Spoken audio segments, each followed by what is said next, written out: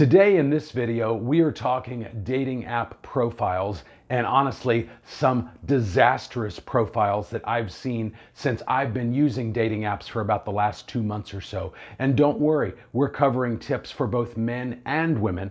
I'm not looking at guys' profiles on these dating apps, but from the women I've talked to that I've gone on dates with, as well as what I've seen in women's profiles, I've gleaned a lot of valuable information about what guys should and should not do on their profiles as well. So the tips today in this video will work for you whether you're a man or a woman, and no matter whether you're looking for a man or a woman. Hi, I'm Jeff Campbell from DivorcedParentsClub.com, and I'm on a mission to help other people navigate the world of divorce and what that's like. Whether you're going through a divorce, you've already gone through a divorce, you're trying to get your ex back, you're dealing with a toxic ex, or you're trying to figure out how to date after a divorce, or maybe you've got co-parenting issues as well with your ex. We cover it all on this channel, but right now let's keep going talking about dating profile disasters. So as I mentioned, I joined up with several dating apps about 2 months ago. I first joined Tinder, and the most successful dating run I've had with one woman was actually someone I met on Tinder, but I haven't met anyone else on there or gone out with any other women from Tinder, so I don't know if that was just a fluke or not. But I've also been on OkCupid, I've been on Hinge, I've been on Match, and I've been on Stir, and briefly on Seeking.com. But I do think that no matter which of those apps you might be using, or maybe you're using a different app, I do think the tips that we're going to cover in today's video will help you create a profile that gets more swipe rights and not as many swipe lefts. So let's get into all of the tips right now. So first of all, the first mistake that I see a lot with the women that I'm looking at on these apps is only having one picture. You need to have at least 4 pictures minimally, and the most successful profiles, the ones that are most likely to make me swipe right, are the ones that have multiple pictures, 6, 8, 10. I've even seen as many as like 16. Have several profile pictures, including a full-bodied one. That way we know how heavyset you are. Now, being heavyset isn't necessarily a deal breaker. I've gone out with 2 women prior to my most recent marriage that were, I would call, heavyset, and it wasn't a deal breaker for me, but I do want to know that. And I feel like if all of the pictures of the women that I'm looking at are headshots, it suggests to me that they have something to hide. So have at least one full body shot in addition to multiple face shots, clear pictures, but not too glossy. We don't want to look like all the pictures came out of Cosmopolitan magazine, and I see that a lot, especially on Tinder. It makes me suspicious. Are they really an escort, or are they trying to direct me to their OnlyFans? Because those things are common on Tinder. So have them ideally be made with your cell phone. That way they look real, they look genuine. A variety of shots, different lighting, different, like I said, not just headshots, some full-bodied shots, some action shots. The other big mistake that I see a lot, and it's guaranteed to make me want to swipe left, is if almost all of the pictures are group pictures. I don't know you. I don't know who you are. I don't know what you look like yet. And if every picture has 2 or more people in it, I have no idea which one is you. So it's okay, I think, to have maybe 1 or 2 group pictures. Don't have that be the main profile picture though. Have that somewhere down the line. That way I can clearly identify who you are. The next thing that I see that's a huge disaster is I'll see a lot of women with profile pictures saying, oh yeah, I did this in 2014. I'm like, that was 8 years ago as at the time of this recording. Like, have pictures that are recent. I'm talking like, if not this month, then definitely the last 12 months. If you have to have pictures that are older than that, don't make them more than a year or 2 old. Definitely don't make them 8 or more years old. I've even seen some that look like they're from the 80s. I'm like, come on. I'm trying to figure out if I want to swipe right and begin a conversation with you. And I can't do that if I have no idea what you really look like. The next thing is, I shouldn't have to say this, but have flattering pictures. I couldn't tell you how many women's profile pictures I've seen where they looked like they just took a big bite of a sandwich, or they got a funny look on their face. And I'm not knocking humorous pictures. There is a time and a place for a funny picture amongst your profile pictures, but don't have only one picture and have it being like a weird silly face. I don't know you. I don't know your sense of humor. We don't have that level of connection yet. And we probably never will if I just see that. So if you're going to have a silly face picture, have that be buried amongst several other really clear photos of your face so that I can get a sense of who you really are. But make sure that the pictures are flattering. You know, don't have your chin down so you look like you have a double chin, that kind of thing. Don't have the lighting be so dark that I can't barely make you out. Have them be relatively good, but not super glossy and professional photos. That way I really get a sense of who you are and what you look like in a variety of settings. The next one should also be a no-brainer, but I couldn't tell you how many times I've seen this and immediately swiped left. And that is, don't have pictures with your ex or someone who could be your ex. Again, I don't know you yet. And if I'm looking at a woman's profile and like I keep seeing a guy showing up in these pictures, and at the risk of stereotyping and generalizing and getting hateful comments down below, unless he's obviously gay, then don't have them in your pictures. And if you're a mom with older grown kids, then make that obvious. And most of the time you can comment on your photos, or at least in the description, have it be obvious that that's your son and not your ex or a boyfriend or something like that. If I can't tell, then I'm gonna immediately think, oh, well, this is some poly couple or open marriage kind of thing, and I'm just gonna swipe left on that because that's not what I'm looking for. So don't have pictures with significant others or have people who look like they could be a significant other. Now, these next couple of comments are for the guys, and this is based again on conversations I've had with the women that I've been out on dates with. I'm fortunate enough, again, I've been on the dating apps maybe 8 weeks at the most, and I've been on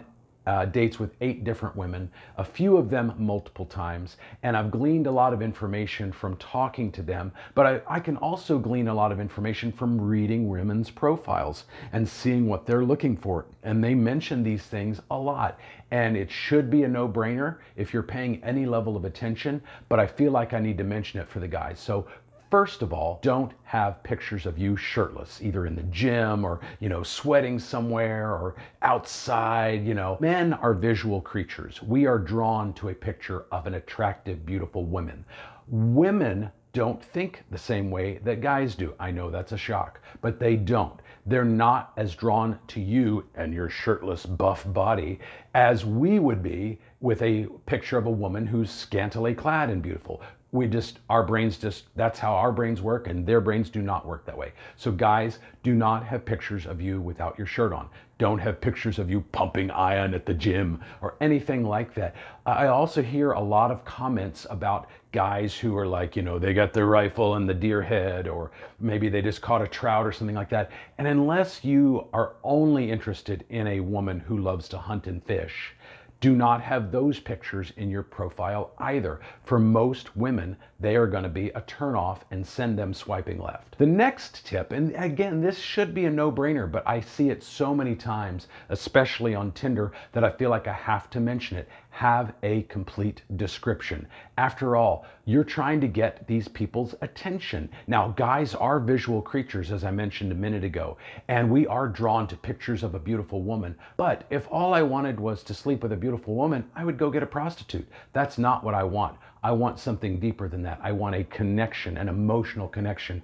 And in order to have that, I have to know that we have something in common, aside from you being beautiful. So if you want to get my interest, pique my interest so that I swipe right, so that we start a conversation to see if there's compatibility, I need to know something about you. What do you like to do for fun? What kind of music do you listen to? What kind of movies do you enjoy? Do you have kids? Do you want kids?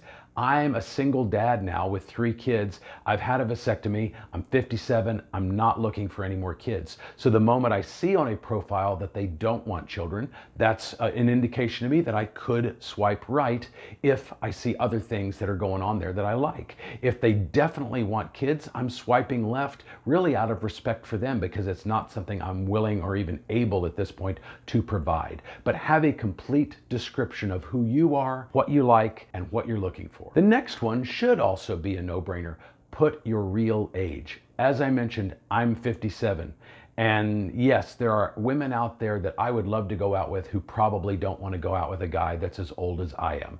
I do think I look probably 10 years younger than that, but the reality of it is, I'm pushing 60, and a 34-year-old woman may not want to go out with a guy who's my age, although I have gone out with two different women that were that age.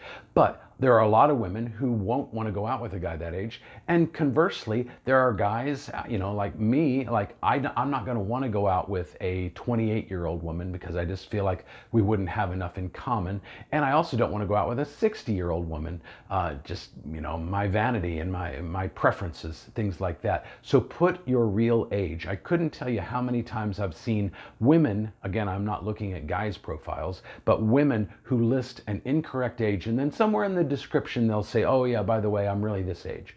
And I don't know why you do that.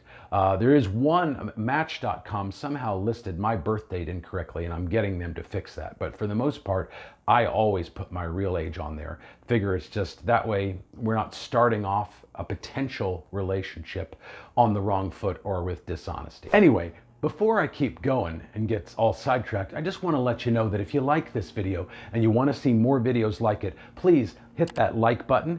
That sends a great signal to YouTube. It helps not only me grow my channel, it also helps you too, because it tells YouTube what kind of videos that you like, and then they're going to show you more videos that are more closely aligned with what you're looking for. Then of course hit that subscribe button and the bell notification button too. That way you get notified of future videos that I put out. But let's keep going. Now, the next one is huge, and I've heard this a lot with my in-person conversations, as well as what I see on women's dating profiles. And this is for you guys.